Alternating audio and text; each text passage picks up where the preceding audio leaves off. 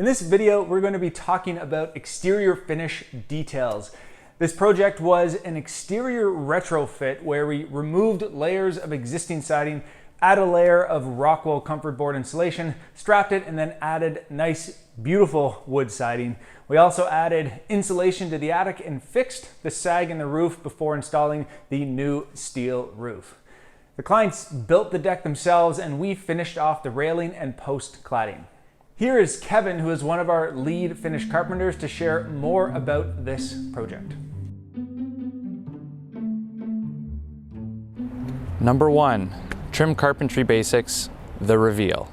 So a reveal is simply the setback of a piece of trim from another piece, usually like a jamb. So the distance you would set back a piece of casing from a door jamb, that little gap that's left is what we call a reveal. And this is done for two reasons, one of which is to hide any irregularities or discrepancies in material thickness. It also allows for some expansion and contraction, and it will not easily catch the eye.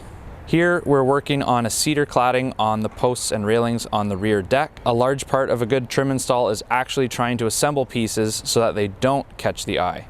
For instance, setting a deeper reveal when cladding a 6x6 post can be used to hide or make less noticeable a post that is not straight.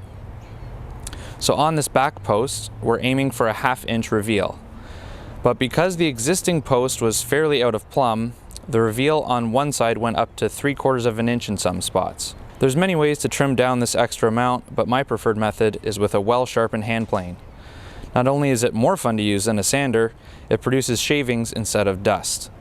You can also get a much straighter, more consistent line than you could with a sander. Also, hand planes actually leave a smoother finish than sandpaper.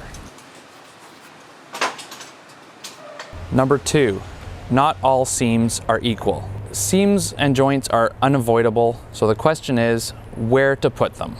As a carpenter, our goal is always to avoid drawing attention to seams, and typically we do that by making them look random. You ideally want a perfectly even pattern or keep it looking random, having no two seams land on the same joist. Ideally, you don't want anyone's eye to be drawn to a pattern unless that is the goal in the first place. On this back part of the deck, our two longest spans were over 14 feet long, which was longer than the stock available at our neighborhood lumber store. So rather than have to put two seams in only 2 rows of this railing, we custom ordered some longer stock. While we had to wait a bit to get them in, I think the results speak for themselves. Some things are worth waiting for. If we were constrained to a strict deadline, we would have had to intentionally put seams on every other row or so to make the 2 necessary ones less obvious. One technique that we use a lot as finish carpenters is called scribing. So what scribing is to mark and cut a piece of wood to fit to an irregular surface. Number 3, bespoke vents. Building science tells us that it's not if something gets wet, it's when. Everything will eventually get wet, you have to allow it to dry. On this particular project, there are 2 large overhangs over the front and back decks. Because these are outside the building envelope, they are uninsulated and they don't really require ventilation. We could have bought some aluminum vents, but they tend to clash with the siding and catch the eye. So after brainstorming some ideas with Sean, our other finish carpenter, we decided to make our own vents using a custom-made jig and a router. This also adds some handmade character to the exterior finish. We wanted the slots to be on an angle so that they would shed any water that potentially came into contact with it. We then painted the exposed bare wood in the slots with matching paint. We went with 3 layers of black insect screen on the back so that it was more opaque and less chance of seeing into the slots.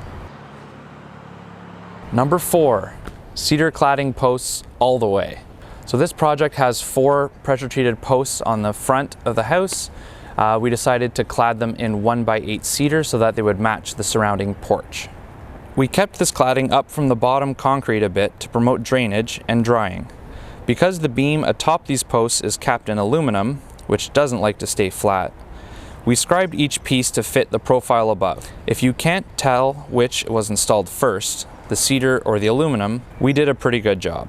On the outermost corners of the posts, we kept our cedar boards back to mimic the outside corner of the siding above. Getting these pieces to line up perfectly on a twisted 6x6 was a fun challenge, but I think it turned out great. Number 5, when you can't find a good hiding place. A lot of houses have necessary evils in terms of penetrations to the outside of the building. So bathroom vents, dryer vents, utilities, where the hydro comes in, the gas meter, all that sort of stuff. In this case, the dryer and the bathroom vents are exhausting onto the driveway. While a generous bead of caulking would have probably sufficed, we did our best to make them blend in and look good. Because both vents were in line with each other, it was relatively simple to build a small picture frame out of leftover cedar. This would hide any inconsistencies in the surrounding parging. I assembled it with exterior grade wood glue and counterboard exterior screws. I then drilled some matching cedar plugs and installed them in the screw holes. I cut the plugs flush with a pull saw and a quick pass with a chisel. They're now ready for paint. We decided to go with some gray PVC conduit, which matched the nearby conduit for the hydrometer. After carefully masking off the area, I painted the vents and my little cedar frame with flat gray spray paint to try and blend in with the surrounding parging as closely as possible.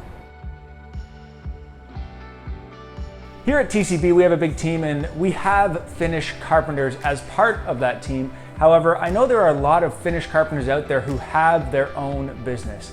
If this is you and you are looking to fast track your personal growth and business growth, I highly recommend that you check out consciousbuilderacademy.com if you haven't done so already.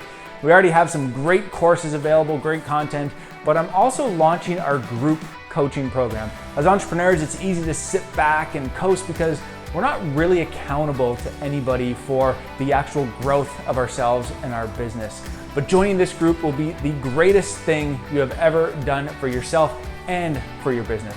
And I'm happy to hop on a call with anybody who's considering joining us on this journey. Until next time, I'm Casey Gray, and remember to live consciously.